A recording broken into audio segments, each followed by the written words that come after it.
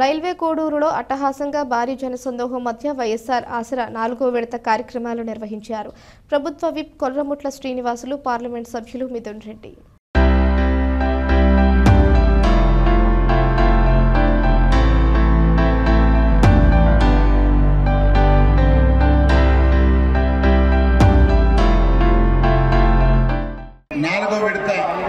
ఆసరా కార్యక్రమానికి ఈరోజు వివిధ ప్రాంతాల నుంచి, వివిధ పంచాయతీల నుంచి తండోపతండోలుగా బహు విస్తరంగా ఈ యొక్క మండల చేరుకున్న మహిళా సోదరులందరికీ ముందుగా 2 చేతులు ఇచ్చి శిరస్సు ఉంచి నమస్కరిస్తున్నాను.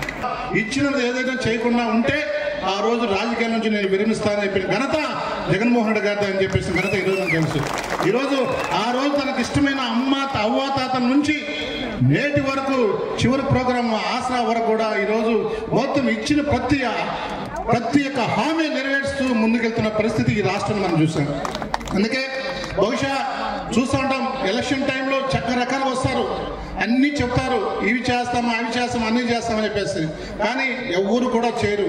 లాస్ట్ చివరకు ఎలక్షన్ దగ్గరకు వచ్చిన 6 నెలల్లో చెప్తారు మేము ఇవి చేస్తాము అవి చేసినప్పుడు చెప్పినాం కదా చేస్తాను స్టార్ట్ చేస్తారు, అప్పటికి నోటిఫికేషన్ ఇచ్చేస్తారు, అయిపోతుంది అడిగి. అంటే టోటల్గా ప్రజలు మభ్యపెట్టి మసిపూసి మారడే పరిస్థితి మనం చూస్తాం. బహుశా అంతా కూడా ఇట్లా జరుగుతుంది. కానీ ఇచ్చిన హామీ, ఇచ్చిన మాట ఎక్కడే కానీ మెడమ తిప్పకుండా, ఎక్కడ తన ఇబ్బందులున్నా, ఆర్థిక పరిస్థితులు ఇబ్బందులున్నా, ఒక దగ్గర రాష్ట్రం విడిపోయింది, కట్టుబడితో బయటకు వచ్చాం, అయినప్పుడు కూడా మన పరిస్థితి ఆడికాడిక ఉంది. అయినా కానీ బడ్జెట్ చాలా మంది కూడా చెప్పారు, ఇక్కడున్న చాలా మంది కూడా, మన మిథున్ రెడ్డి గారు కానీ చాలా మంది కూడా పెద్దలు చెప్పారు, అన్న మనం ఎక్కువ చెప్తున్నాము, మనం ఇక్కడెక్కమంటే ఖచ్చితంగా మనం చేస్తాం, ప్రజలకు ఏదైతే చేస్తాం మీరు ఎక్కడ ఆందోళన పడద్దు.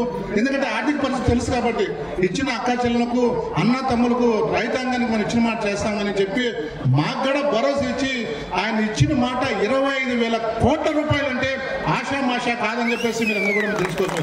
4 దఫాల ఈరోజు స్ట్రీమ్ లైన్ చేశాయి.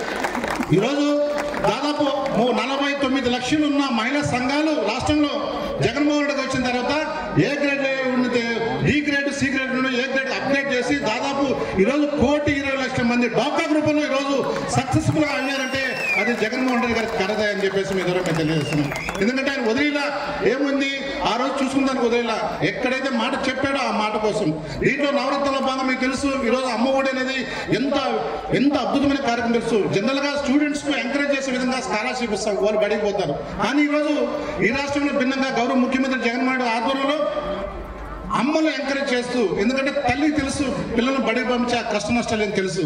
ఆ తల్లి బాగుంటే దేశమంతా బాగుంటుంది కుటుంబంతో పాటు అని చెప్పేసి నమ్మిన వ్యక్తి, ఏకైక వ్యక్తి జగన్మోహన్ రెడ్డి. ఒక వీటన్నిటితో పాటు 2,300 కోట్ల రూపాయలు బైపాస్ రోడ్ తీసుకొచ్చినాం. అది మీకు చెప్పాల, బైపాస్ రోడ్ ఆడే పనులు జరుగుతున్నాయి. అంటే కోడూరు మెయిన్ నుంచి ఎందుకు యాక్సిడెంట్ జరుగుతుంటే మీరు చెప్తే ఢిల్లీకి పోయి 2-3 సార్లు పోయేసి మన అతనితో గడ్కర్తో మాట్లాడితే సంఘం ఇచ్చాడు, పనులు జరుగుతున్నాయి. అంటే మన బావికాడపల్లి కాడ నుంచి ఆల్మోస్ట్ వాళ్ళు కుక్కులదొడ్డి వరకు ఆ రోడ్ వెళ్తుంది అనమాట. బైపాస్ మన టౌన్ లో సంబంధం. అంటే చాలా మంది కూడా చనిపోయే పరిస్థితి ఉన్నది కాబట్టి ఎన్ని రిక్వెస్ట్ చేసుకుంటే 2,300 కోట్ల రూపాయలు ఆ రోడ్డుకే ఘనత ఈ పార్టీ. అంటే పర్మనెంట్ గా ఏ భవిష్యత్తులో ఏ పిల్లడు ఇబ్బంది పడకూడదు, ఏ మహాతల్లి ఇబ్బంది పడదు, ఏ తల్లి ఇబ్బంది పడకూడదు ఉద్దేశంతో ఒక పర్మనెంట్ గా భవిష్యత్ తరానికి నాంది పలికి ప్రభు పార్టీ వైఎస్ఆర్ కాంగ్రెస్ పార్టీ జగన్మోహన్ రెడ్డి గారి ఆధ్వర్యంలో జరుగుతుందని మీరు ఆలోచించాలి. ఎన్ని జరుగుతామంటే మీరందరూ కూడా బహుశా ఇంకా 50 రోజులే ఉందనుకుంటా కురుక్షేత్రం స్టార్ట్ అవుతుంది. ఎవరైనా మీకే తెలుసు ఏంటది? మీ తల్లి సిద్ధం. మీరు సిద్ధమా? మీరు సిద్ధమా? ఇంకా నేను చెప్పినట్టు కొన్ని మీతో మా పార్లమెంట్ సభ్యులు మిథున్ రెడ్డి గారు మీకు షేర్ చేస్తారు. మీరు ఒకటే అన్నా, కొంతమంది ఉన్నారు జగన్మోహన్ రెడ్డి గారు రాష్ట్రాన్ని దివాలా తీసినారు, రాష్ట్రాన్ని ఇబ్బంది పెట్టినారని మాట్లాడిన చంద్రబాబు నాయుడు ఈ రోజు నేను 2 ఇంతలు ఇస్తాను 3 ఇంతలు ఇస్తానని చెప్పి ఈ రోజు మళ్ళా జనాల్లోకి వస్తా ఉన్నారు. మీరు ఒకటి ఆలోచించుకోండి, 14లో ఒకసారి మోసపోయినాము, మళ్ళీ ఇంకొకసారి మోసపోతే మనకు పేద ప్రజల తరఫున జగనన్న నిలబడినట్లు ఎవరు కూడా నిలబడరని చెప్పేది మీరు గుర్తుపెట్టుకోవాలని చెప్పి కూడా నేను కోరుతా ఉన్నాను. ఒక మంచి మనసు ఉండాలి, ప్రజలకు చేయాలంటే ఒక మంచి మనసు ఉండాలి. మీరందరూ కూడా నేను చెప్పే విషయం ఆలోచించండి. చిన్న బిడ్డలకు ఓట్లు ఉంటాయా?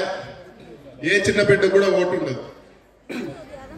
నిజంగా ఏదో డబ్బులు ఇచ్చేసి ఓట్లు వేసుకోవాలంటే చిన్న బిడ్డలకు ఈ రోజు మంచి భోజనం పెట్టి యూనిఫామ్లు ఇచ్చి బాగా చదువులు చెప్పి మన స్కూళ్ళన్నీ కూడా ఈ రోజు బ్రహ్మాండంగా ప్రైవేట్ స్కూల్ లాగా అభివృద్ధి చేసి ఇవన్నీ కూడా రేపు పిల్లలందరూ కూడా బాగుపడాలని ఒక మంచి ఉద్దేశంతో ఈ రోజు మన జగనన్న చేస్తా ఉన్నారు.